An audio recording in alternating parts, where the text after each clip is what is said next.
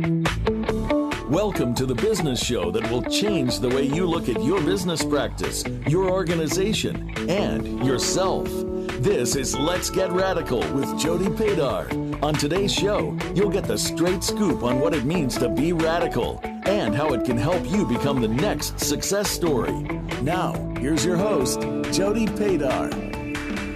Welcome back. I'm Jody Padar, and you're listening to Let's Get Radical, and we are live at the AICPA Engage event in Las Vegas at the MGM Grand, and it's just been an awesome day so far. We've had tons of phenomenal interviews, so hopefully you've caught most of them. If you haven't, you can catch them out. You can catch them at voiceamerica.com and go back and listen to them again, because it's just so many good people that I've been interviewing today. It's just been so fun, right, David? So anyways, and our new interview is Scott Powell, and he's going to tell us all about his firm and introduce himself. And then David is here as well, because he's been joining us all day now. He's a regular co-host these days. It's all going downhill from here, Jay.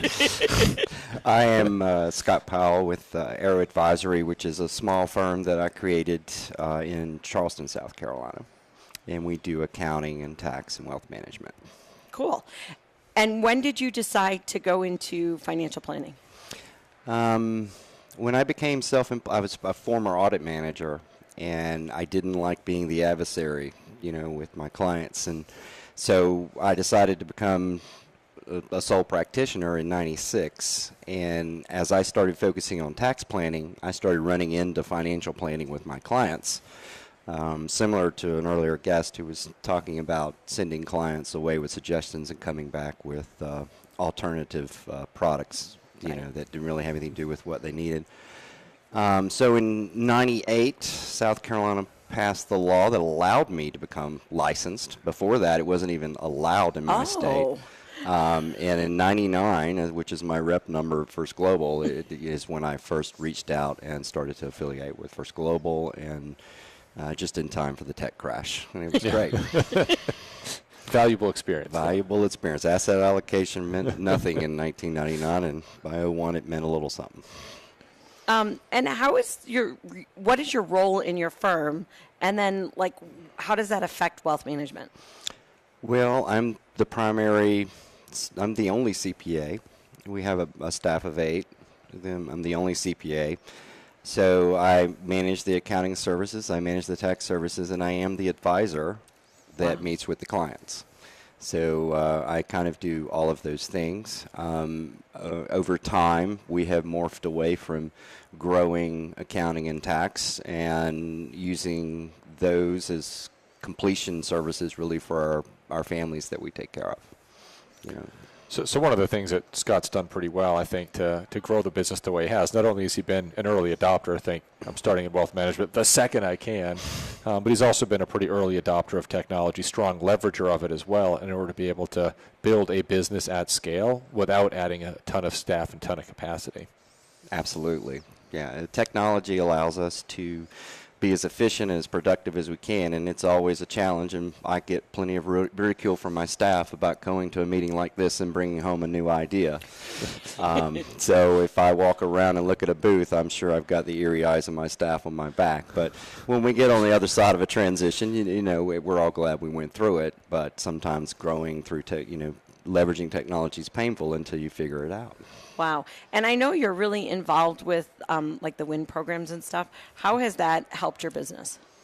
Well, when I first joined a WIN team in 2005, we formed one basically in the Carolinas. And at that time, I was really a person who had not understood wealth management as a business. It took me years to get away from, I'm just going to try to solve this client's problem here and go to another client's problem and solve their problem, to becoming, I'm going to have a process that solves clients' problems. And that was an evolution process that really started with the WIN teams. And, it is the phenomenal growth I've had has been on the backs of all my team members and all the people that have shared so much over the years, and being driven by pushing with them, against them, challenging each other.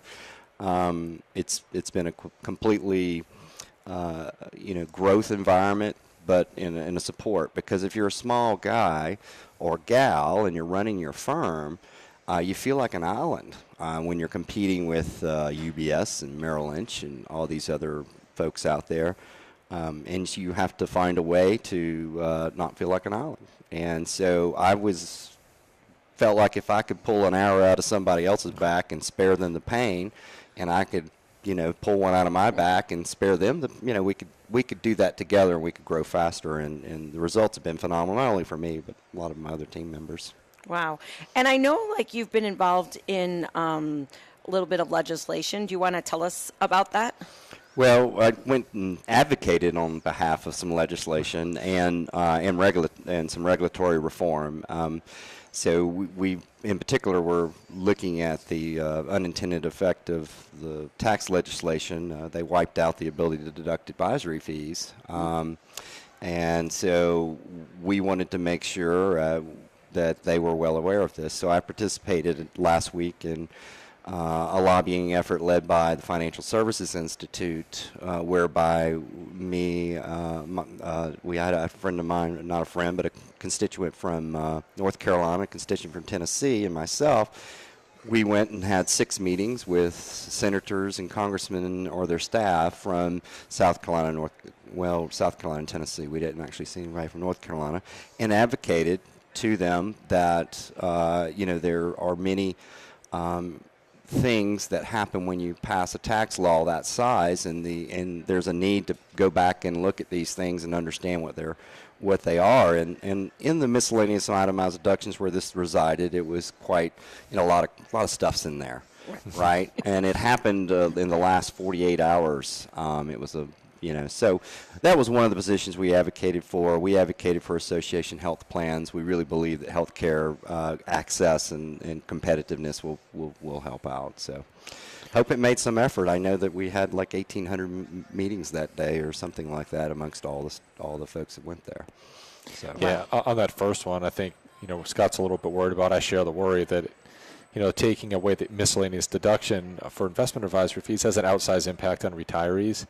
And I think that's an unintended consequence of that rules or that tax law change. So anything we can do to get it back, again, I think retirees are the one that's going to benefit the most. And there was clear unawareness. And we mostly saw Republican members, and the awareness really wasn't there. Wow. Yeah. And what made you decide you wanted to do this, get really engaged and go to Washington to fight for financial advisors? I've always been fascinated in how the sausage is made. And I saw an opportunity to just go understand that and bring that back and teach other people how the sausage is made and teach them how to be impactful and make change. Cool. I think that's a great reason. Mm-hmm. Yeah, absolutely. Well, I think, unfortunately, not enough financial advisors help their elected representatives understand the impact of the legislation they pass. So, I'm grateful to folks like Scott who can go tell stories of the unintended consequences of laws and rules and things like that on the clients that Scott's serving. It's not to say we don't need regulation and laws. We need them. We just need to make sure that they achieve their intended effect. So I think the storytelling is a big part of getting smart and sensible laws and regulation out there. So what would you say to next-gen CPAs about financial planning? It's absolutely critical to understand it's an essential component to achieving what all our clients really want. So whatever area you're going to help your clients and focus on, it's still going to come back to this, because wherever their success is, wherever their risks they face, their financial plan has got to address those things. So just understanding at first what its role is, and then 2, learning to integrate it around other services is something that clients are not only appreciative of, they're one day going to be demanding of. Yeah, absolutely. Yeah, absolutely. You'll see the other large brokerage firms probably start preparing taxes or something. I don't know. So we're in Vegas. So what are your plans for tonight or the rest of this week, or anything fun? Well, I put my wife on the plane this morning, so I'm officially not allowed to discuss what I do from here. But it sounds like I might need to spend some of that money she won last night. Nice. Yes. So it sounds like it was a good trip, a successful trip on many areas, yes. Awesome. Well, thank you for being on Let's Get Radical, and we'll be back with more interviews all day long.